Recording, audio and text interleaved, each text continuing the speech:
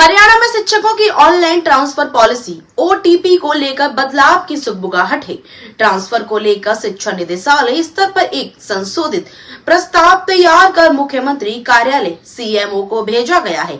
विशेष बात यह है कि इस बार कपल पति पत्नी ट्रांसफर केस में मिलने वाले अतिरिक्त अंकों को लेकर असमंजस बनी हुई है।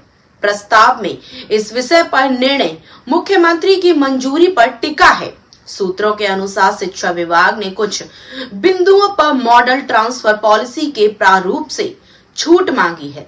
उनमें कपल केस के अंकों के अलावा सर्विस रूल के तहत शिक्षकों को दी गई मेजर, गंभीर या आंशिक हल्की पेनल्टी को भी स्कोर में शामिल करने का प्रस्ताव है। शिक्षक को सर्विस पीरियड में पेनल्टी मिली है तो उसके अंकों में कटौती की जाएगी, जिससे उसको ट्रांसफर प्राथमिकता प्रभावित हो सकती है। संशोधित पॉलिसी का उद्देश्य पारदर्शिता और निष्पक्षता को बेहतर करना है, ताकि वास्तविक जरूरतमंद शिक्षकों को वरीयता के आधार पर तबादला का लाभ मिल सके। अब सभी की निगाहें मुख्यमंत्री की अंतिम मुहर पर टिकी हुई हैं, जिसके बाद ही शिक्षकों के लिए नई ट्रांसफर प्रक्रिया शुरू हो पाएगी।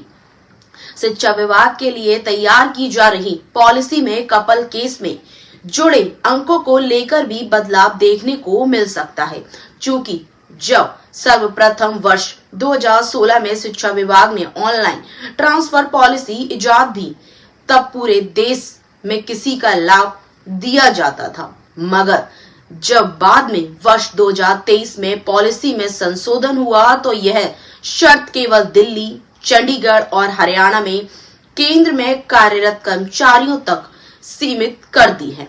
लिहाजा इसे लेकर कई शिक्षक कोर्ट पहुंचे थे, जिसके बाद कोर्ट ने इस पॉइंट पर पुनः विचार करने के निर्देश दिए थे।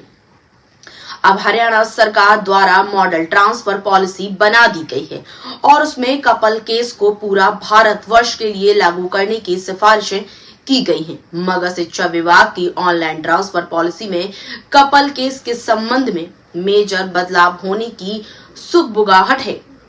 दरअसल शिक्षा विभाग ने 2016 में ट्रांसफर पॉलिसी बनाई। उस समय पहली बार सभी शिक्षकों के तबादले हुए थे। उसके बाद वर्ष 2017, 2019 और फिर 2022 में अंतिम बार तबादले हुए। हालांकि जेबीटी के वर्ष 2016 के बाद से आज तक तबादले नहीं हुए हैं। वे तभी से तबादलों की प्रतीक्षा कर रहे हैं। खास बात यह है कि शिक्षकों के तबादले हर साल होने का प्रावधान है, लेकिन वे नहीं हो पाते। पहले विभाग द्वारा तैयार पॉलिसी में शिक्षकों से जोन की चॉइस भरवाई जाती थी। उसके बाद जोन की चॉइस को खत्म करके ब्लॉक की चॉइस भरवाने का मसौदा तैयार करके पॉलिसी बनाई गई। इसे भी मुख्यमंत्री कार्यालय भेजा गया था, मगर अब ब्लॉक की चॉइस भी खत्म करके सीधे स्कूलों की चॉइस भरवाने का मसौदा तैयार करने की हिदायतें मिली हैं। हालांकि इसमें 15 साल एक ही ब्लॉक में गुजारने पर आगे ड्राइव में भाग लेना अनिवार्य होगा।